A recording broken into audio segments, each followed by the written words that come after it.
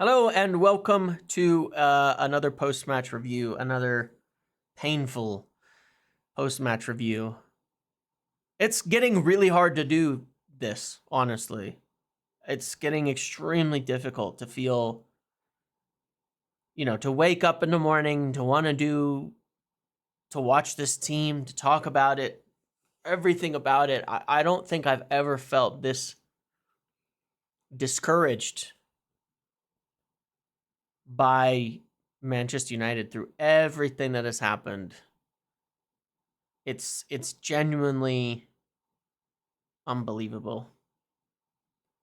Um, I there's going to be a lot of different opinions on this game, and there's going to be a hell of a lot of people to blame. And you know what? Everybody's right.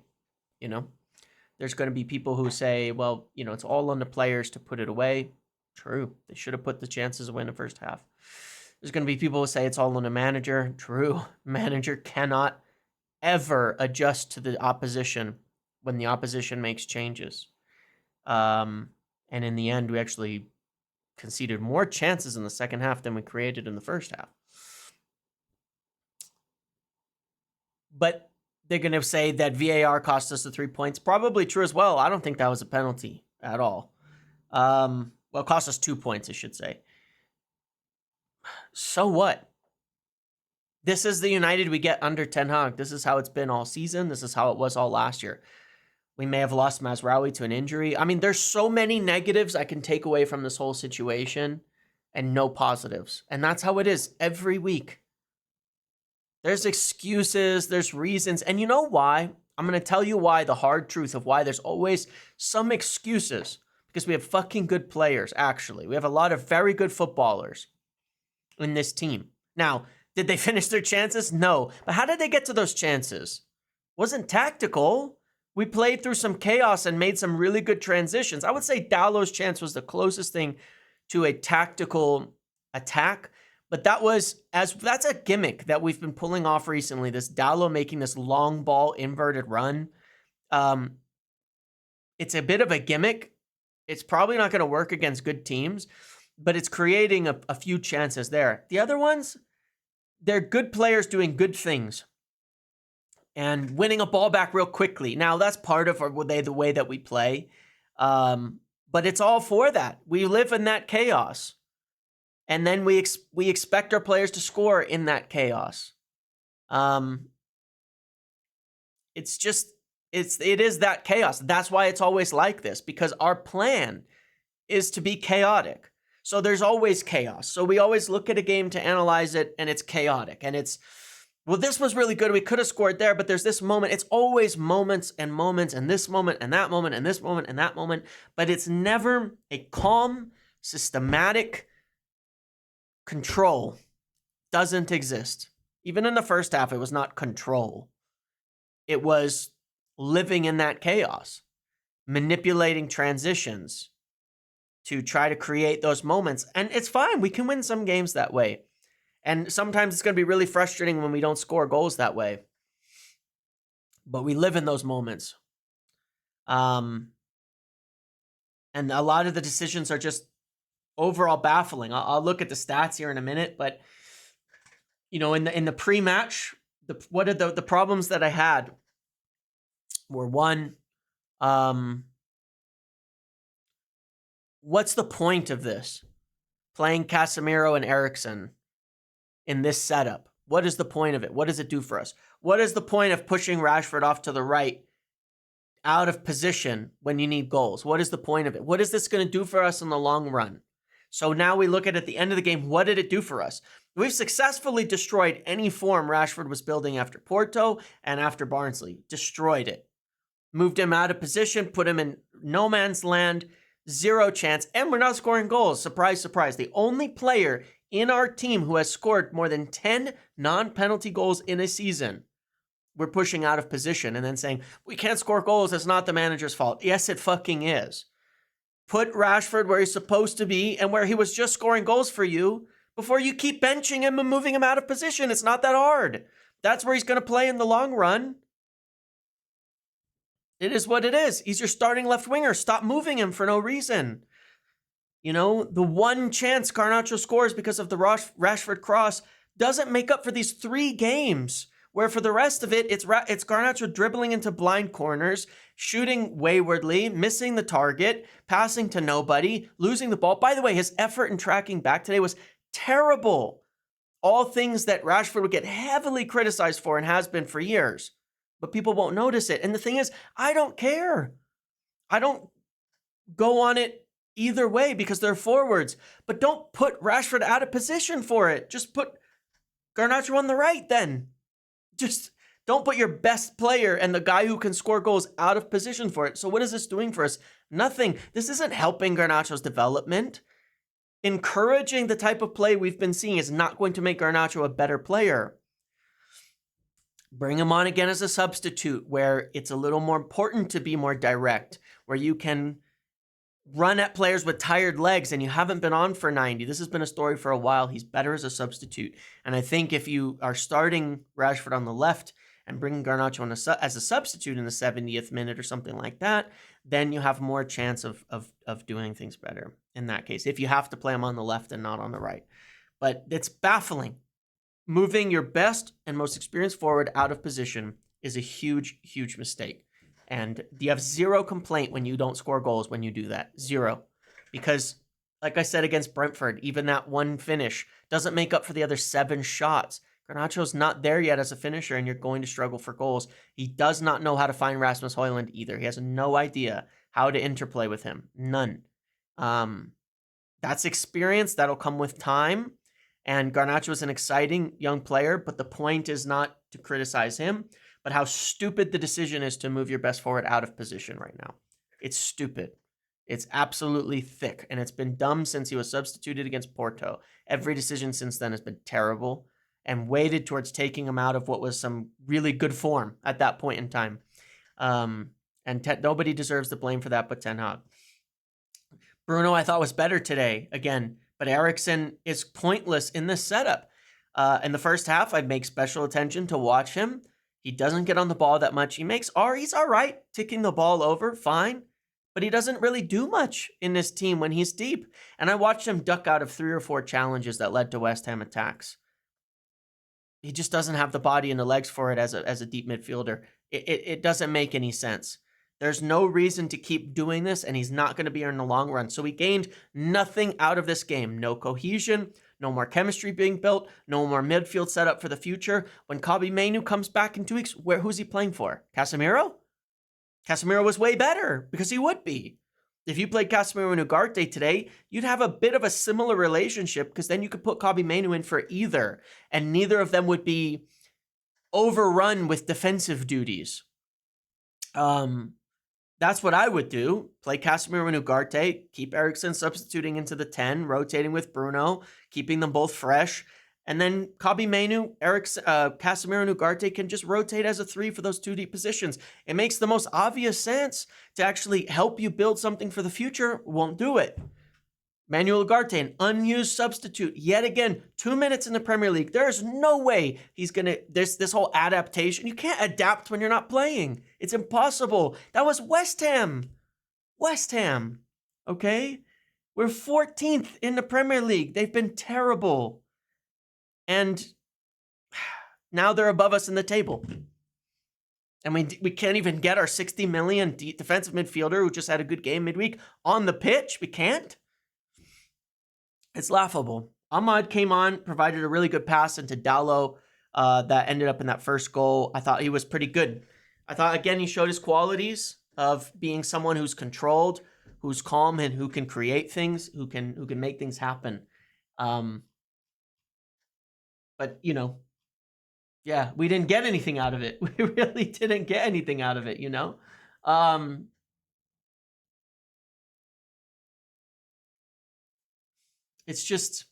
It's baffling. It's absolutely baffling. And the biggest issue here is that it doesn't really matter, Like I said, if we'd won, okay, you get some points, but what are you gaining out of it? Now you've lost. And we didn't do anything. We didn't build for the future. We didn't put a team together. We didn't improve upon a tactic. It was just chaos and nonsense. And we might have lost Mazraoui to a serious knee injury as well. He did walk off, but players walk off with ACLs and things like that. I'm very worried about that. That it matters at this point, but that is concerning. I mean, let's look at the stats here. Let's look at a couple of things because this is utterly embarrassing to me. If you look at it, obviously we're controlling the first half. Second half, they make 3 substitutions. They dominated the game from there. When you look at these numbers, right?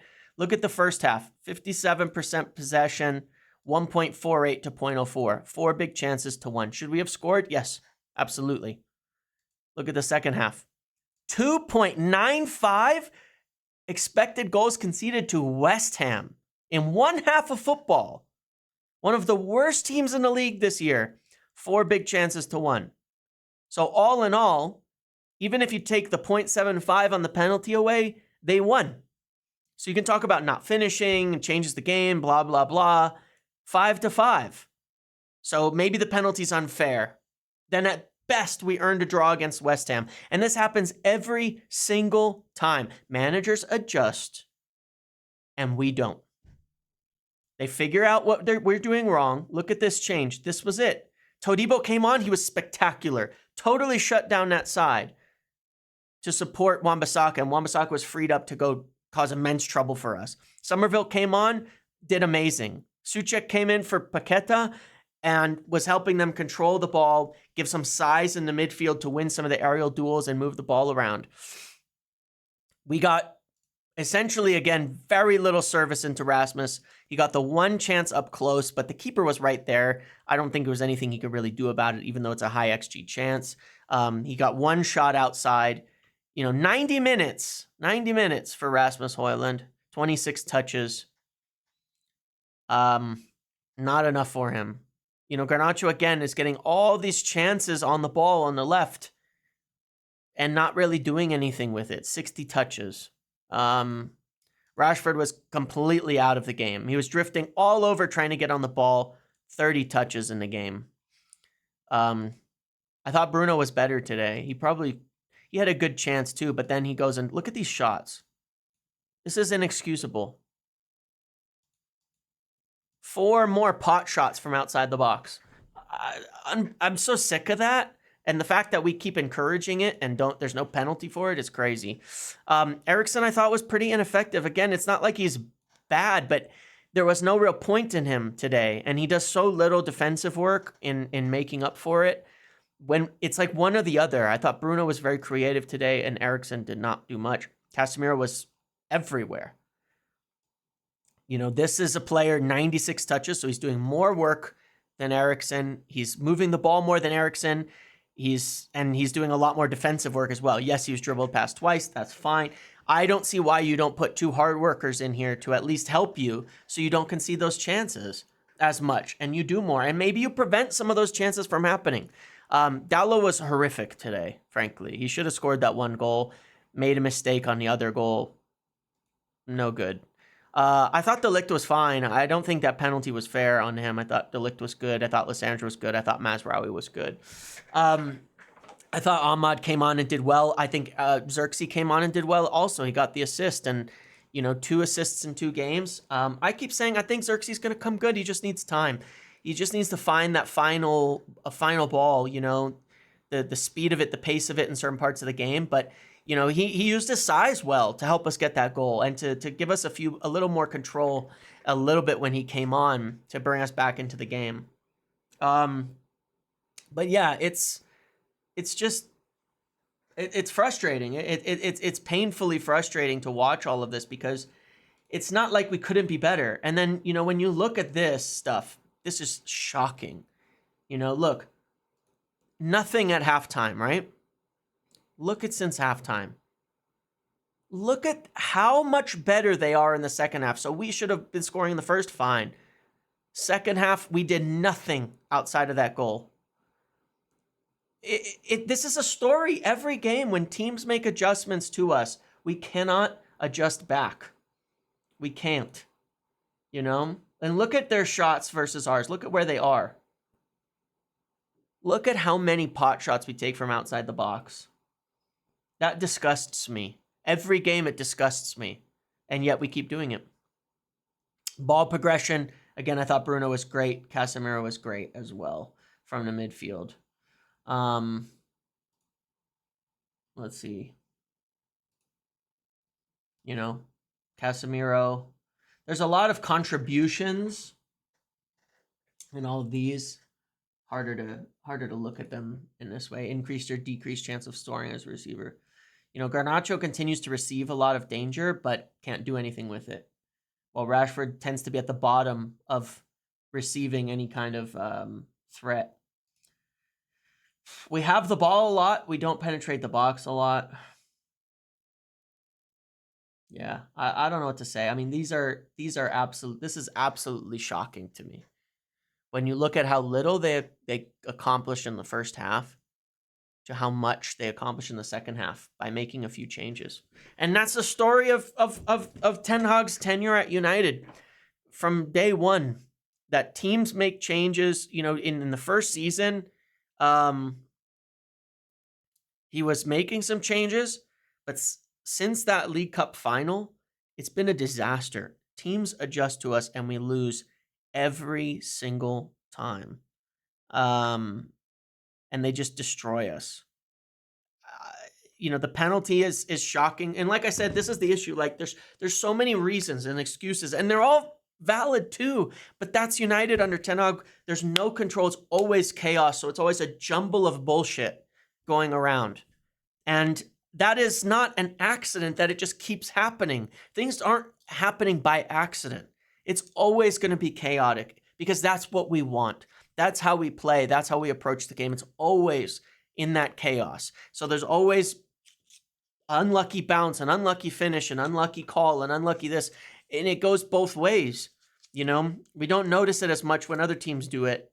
You know, West Ham had a couple clear-cut opportunities that I don't even count as XG, where they just completely whiffed on the ball off of a corner. There's a couple from Bowen and somebody else where they're wide open and they just completely whiff on it. You don't notice those things as much, but that's all within this chaos. And it's not changing. We're not getting in control of games. We're not settling. And the worst part of all of this to me was the whole thing I was positive about and hoping that would happen is that we're not building anything for the future. There's just nothing happening that will tell us for the future. There's just nothing. There's nothing happening that's building for the future. We're not even playing our defensive midfielder signing. I have no idea if Kobbie's going to come back in and have to play with Eriksen again. He's finished. He's going to get injured again if Eriksen's not at the 10. Rashford's season has been completely derailed after actually coming into good form. What's the point, man? This has been probably maybe my most negative thing. But, you know, it's like Crystal Palace, right? We had a good first half, should have won, should have scored goals, and then changes were made and we fell apart again. And I said, I'm not being positive about that because I can see there's a lack of understanding. These things almost happen by accident and we don't know how to control it. We don't know how to recreate it. We don't know how to adjust to the adjustments of the other team to get back into the driver's seat. We never do. We luck into some decent performance and then some decent moments, and then the other team changes and we can't do anything about it. It's just, there's no point. And if we're not building the team for the future, which we're definitely not with the lineups that we're picking, then I'm completely lost. So that's what I've got. I'm upset about it. I don't, 1 point versus 0 points because of VAR. Fuck me, I don't care at this point about that. It's a terrible decision, but it's still 1 point versus 0. Like, great. So we'd be in 13th instead of 14th. Really great. Really, really excellent.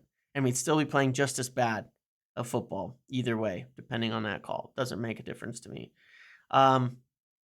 That's it. That's what I've got. I'm sorry for being so negative. I don't know what to do. Like I said, it's getting really hard to do this. It's so discouraging. So, hope for better times. Leicester this week. We'll see.